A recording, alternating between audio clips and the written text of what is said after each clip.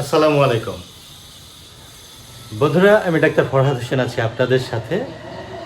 আপনাদের এমন কিছু প্রশ্ন আছে যে প্রশ্নগুলো আপনারা উত্তর খুঁজে পাচ্ছেন না।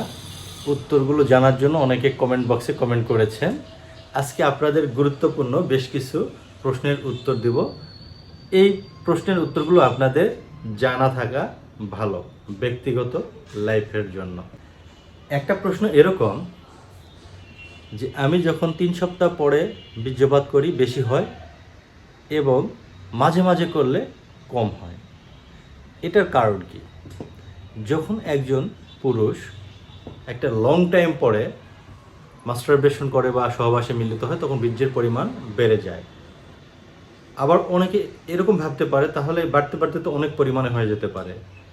না, এটি একটি নির্দিষ্ট সময়ে পরে অতিরিক্ত যে বীর্য উৎপন্ন হয় এটা শরীরের সাথে মিশে যায়, ক্ষয় হয় বা ধ্বংসপ্রাপ্ত হয় এবং নতুন করে আবার তার শক্তি ফিরে আসে। এটি হচ্ছে একটি চলমান প্রক্রিয়া। গুরুত্বপূর্ণ আরেকটি প্রশ্ন হচ্ছে, আমার পেনিস যখন উত্তেজিত হয়, একটু শক্ত হয়, এরপর যখন নিস্তেজ হয়ে যায় পাতলা পানি বের হয়, অথবা পাতলা পানি বের হওয়ার পর নিস্তেজ হয়ে যায়, এটি কেন হয়? এটি কি শরীরের জন্য খারাপ? এটি প্রকৃতপক্ষে শরীরের জন্য খারাপ নয়। প্রত্যেকটা পুরুষেরই এই ঘটনার পুনরাবৃত্তি হয় বা হইতে থাকে। এর কারণ হচ্ছে, যখন পুরুষ সন্তান নিতে আগ্রহী হয়, এই প্রস্রাবের নালীটায় পিচ্ছিল রসের মাধ্যমে পরিশোধিত হয়। এরপরে এর মাধ্যমে শুক্রাণুগুলো নারীর যোনিতে গিয়ে ডিম্বাণুর সাথে নিষিক্ত হয়, বাচ্চা কনসেপ্ট হয়। এর ব্যত্যয় ঘটলে নারীরা সন্তান জন্মদানে সক্ষম হতো না যদি শুক্রাণু মৃত হতো। সো এটি খুব স্বাভাবিক একটি প্রক্রিয়া। এটি হলে আপনার ঘাবড়ানোর কোনো কারণ নেই।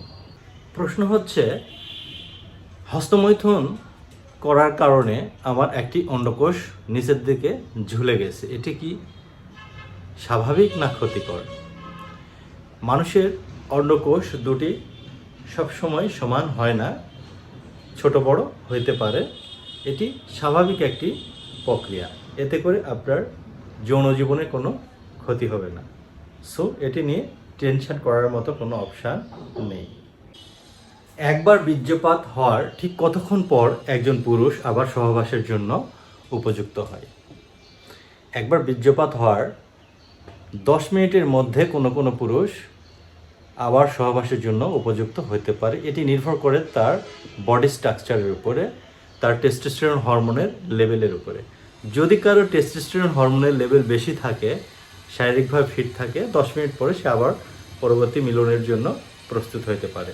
কিন্তু এটা সব ক্ষেত্রে নাও হতে পারে। কারো হরমোনের লেভেল কম থাকে, তার আধা ঘন্টা লাগতে পারে। আবার এমনও দেখা যায় যে 24 ঘন্টার মধ্যে বা একদিনের মধ্যে তারা সহজে উত্তেজিত হয় না। সো এটি নির্ভর করবে ওই ব্যক্তির হরমোনের তারতম্যের উপরে।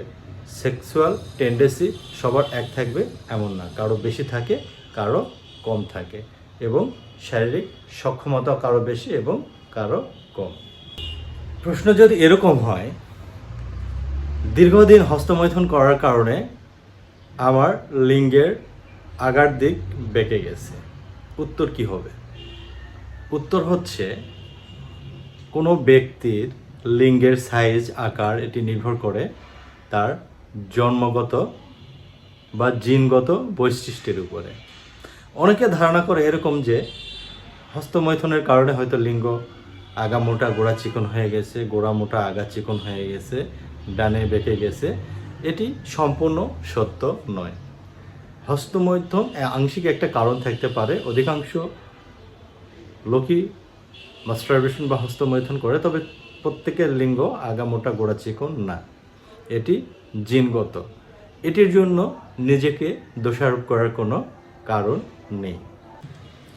প্রশ্ন, আমার অন্ডকোষের মাঝখানে গোটা গোটা সিস্ট হয়েছে,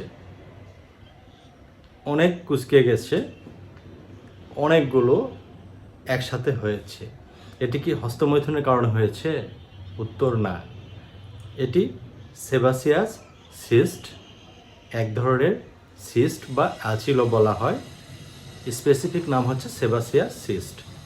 এটি চিকিৎসা করলে ভালো হয়, তবে অবশ্যই একজন হোমিওপ্যাথিক ভালো রেজিস্টার্ড ফিজিশিয়ানের কাছে গিয়ে আপনার সমস্যাগুলো বললে ভালো ট্রিটমেন্ট আছে। পেনিস যদি ছোট হয়, লিঙ্গ যদি ছোট হয়, সেক্ষেত্রে বড় করার কি কোনো হোমিওপ্যাথিক ঔষধ আছে বা আপনার জানার মতো কোনো চিকিৎসা আছে? উত্তর না, একদমই নেই। বিশেষ অঙ্গ পেনিস এটি জন্মগতভাবে যতটুকু থাকবে এতটুকু 18-19 বছর পর্যন্ত এটি বৃদ্ধি পাওয়ার চান্স থাকে, অর্থাৎ এটি বাড়তে থাকে 19 বছর পর্যন্ত। এটি সম্পূর্ণ আপনার দৈহিক গঠন এবং জিনগত গঠনের উপর নির্ভর করে। তবে আনন্দের সংবাদ হচ্ছে সাইজ আপনার সেক্সুয়াল লাইফে কোনো ইফেক্ট তৈরি করে না। সাইজ গুরুত্বপূর্ণ কোনো ম্যাটার নয়। 3.5 ইঞ্চি থেকে একটু বড় হলে আপনি দাম্পত্য জীবনে পারফেক্ট। হোমিওপ্যাথিতে ওয়ান টাইম মেডিসিনের মাধ্যমে সহবাসের সময় কি বৃদ্ধি করা যায়? হোমিওপ্যাথিক ঔষধ বা চিকিৎসা হচ্ছে সম্পূর্ণ ন্যাচারাল অল্টারনেটিভ ট্রিটমেন্ট পদ্ধতি। এটি রোগীর সামগ্রিক সিমটমের উপর ভিত্তি করে দেয়া হয়।